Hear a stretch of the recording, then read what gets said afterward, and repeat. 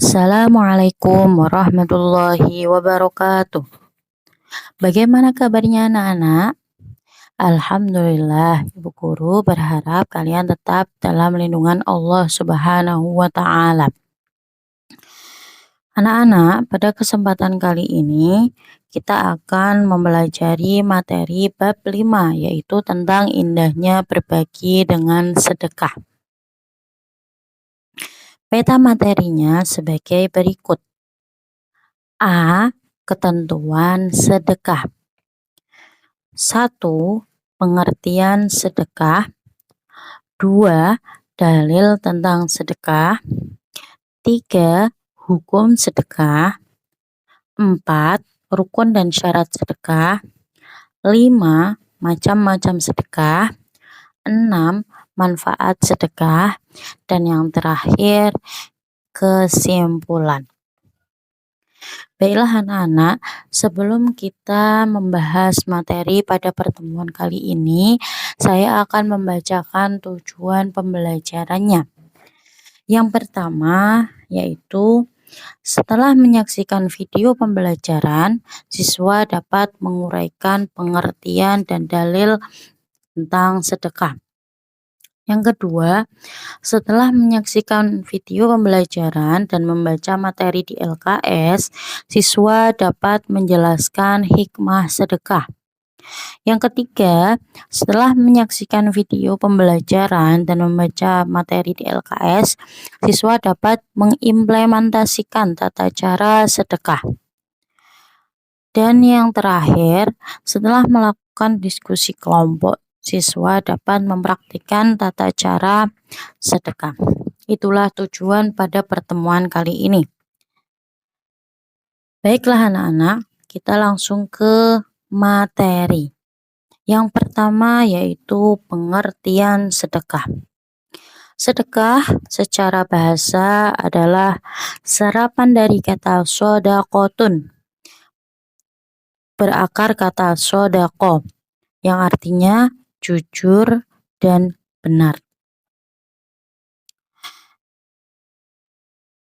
Sedekah secara istilah merupakan pemberian sesuatu kepada orang lain dengan akad dan tidak mengharapkan balasan apapun kecuali ridho Allah Subhanahu wa Ta'ala.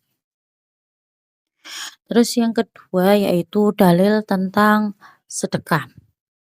Dalil tentang sedekah ini ada di Quran surat Yusuf ayat 88 yang berbunyi, A'udzu billahi minasyaitonir rajim. Bismillahirrahmanirrahim. Wa tasaddaq 'alaina innallaha yajzil mutasaddiqin. Yang artinya, dan bersedekahkanlah kepada kami, sesungguhnya Allah memberi balasan kepada orang-orang yang bersedekah. Yang ketiga yaitu hukum sedekah. Hukum sedekah adalah sunnah muakkad atau sunnah yang sangat dianjurkan. Namun, pada kondisi tertentu sedekah bisa menjadi wajib. Sebagai contoh, ada seorang miskin dalam kondisi kelaparan datang kepada kita untuk meminta makanan. Keadaan orang tersebut memprihatinkan.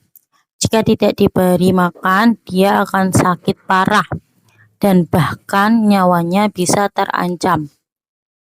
Sementara pada waktu itu kita memiliki makanan yang dibutuhkan orang tersebut.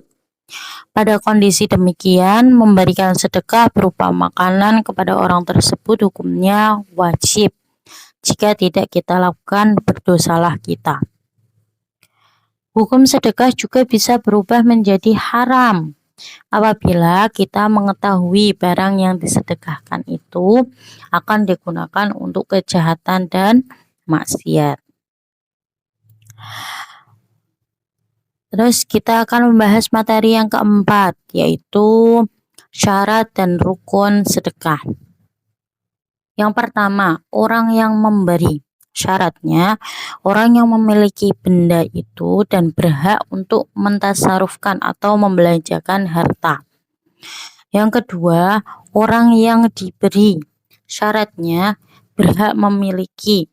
Dengan demikian, tidak sah memberi kepada anak yang masih dalam kandungan ibunya atau memberi kepada binatang, karena keduanya tidak berhak memiliki sesuatu. Yang ketiga, akad atau ijab dan qabul. Ijab ialah pernyataan pemberian dari orang yang memberi, sedangkan qabul adalah pernyataan penerimaan dari orang yang menerima pemberian. Yang keempat, barang yang disedekahkan atau yang diberikan. Yang kelima yaitu macam-macam sedekah. Macam-macam sedekah ada 4. Yang pertama, sedekah wajib, yaitu sedekah dalam bentuk zakat. Yang kedua, sedekah sunnah, yaitu sedekah yang biasa kita lakukan, seperti infak, memberi anak yatim, dan lain-lain. Sedekah sunnah muakkad, yaitu sedekah yang berbentuk wakaf dan amal jariah. Yang keempat, sedekah mubah, yaitu sedekah yang berbentuk hadiah dan hibah. Bentuk sedekah. Yang pertama, sedekah harta, seperti memberikan uang, makanan, pakaian, dan barang yang berguna bagi orang yang membutuhkan, dan lain-lain.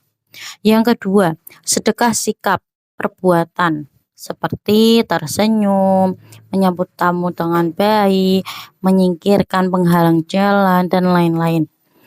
Yang ketiga, sedekah lisan, seperti berbicara sopan, mengucapkan salam, mengucapkan kalimat-kalimat thayyibah, dan lain-lain.